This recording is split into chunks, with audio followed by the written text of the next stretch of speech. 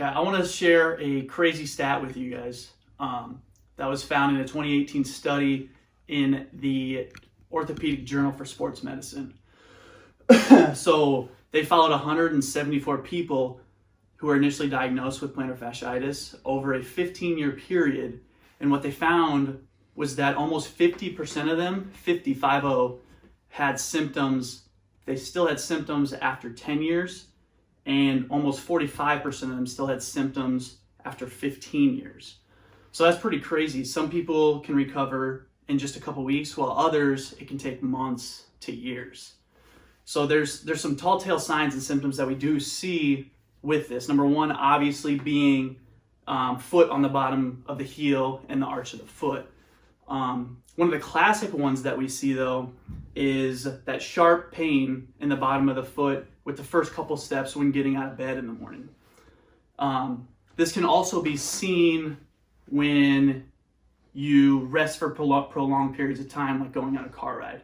Another thing that we see is the pain typically tends to get worse when you're bringing that back foot in and you bring that leg into the front position, when you're toeing off and you're pushing off, because it stretches that plantar fascia.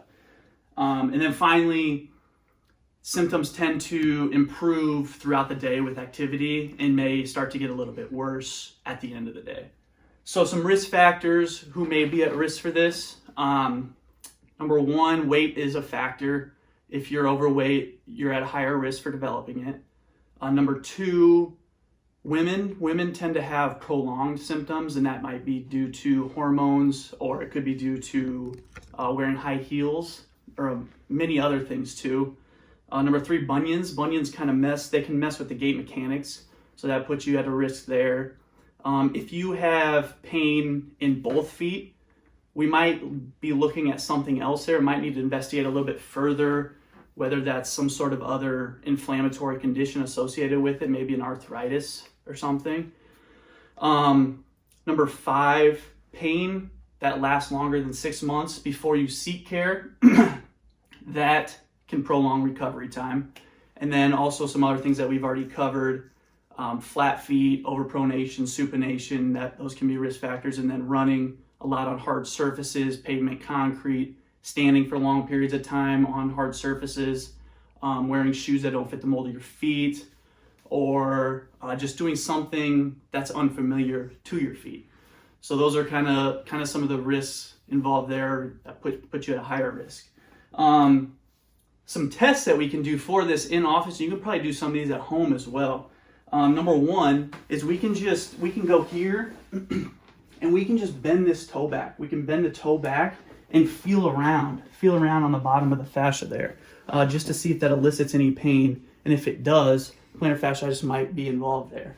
Another thing we can do is just watch a person walk and see if there is overpronation or oversupination. Just observe that.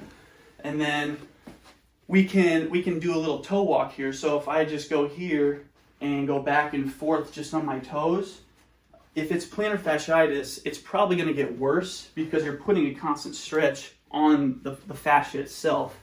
If that gets better, we might be looking at something like a stress fracture in the heel, in the calcaneus. So we may want to get an x-ray for that, depending. We'd still have to investigate further.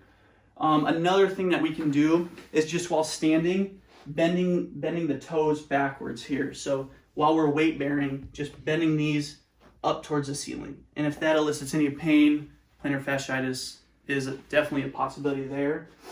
And then finally, I told you last week we're going to talk about the Flexor Digitorum Brevis a little bit. So this muscle runs from the heel down to the bottom 4 little toes, not to the big toe, just the 4 little ones. And what it does is it tenses up when we go from this back foot into the front, and we're pushing off there, the toe off phase. It tenses to transfer energy away from the plantar fascia. Now, if the muscle's weak, these 4 little toes, when we push off, they go into dorsiflexion way too fast. So there's too fast of a pull or a stretch on that muscle. So that can be a reason why these heel spurs start to develop in that muscle, is because of that constant tension that's being placed on it too fast.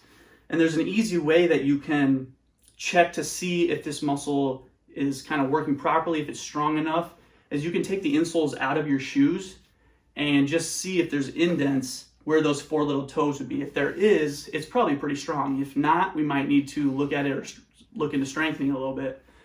The other way that we can test that in here is taking a piece of paper and just putting it under the 4 little toes.